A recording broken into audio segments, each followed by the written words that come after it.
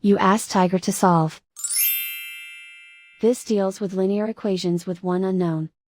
The final result is x equals -3/5. Let's solve it step by step. Simplify the expression. Group like terms. Simplify the arithmetic. Group all constants on the right side of the equation. Add 6 to both sides. Simplify the arithmetic.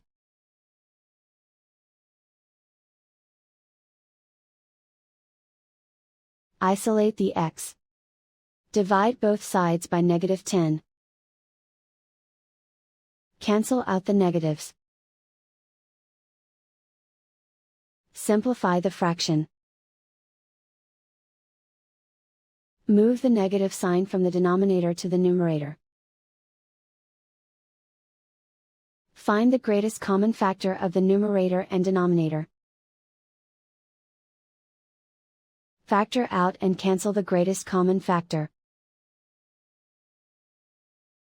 And so the final result is x equals -3/5.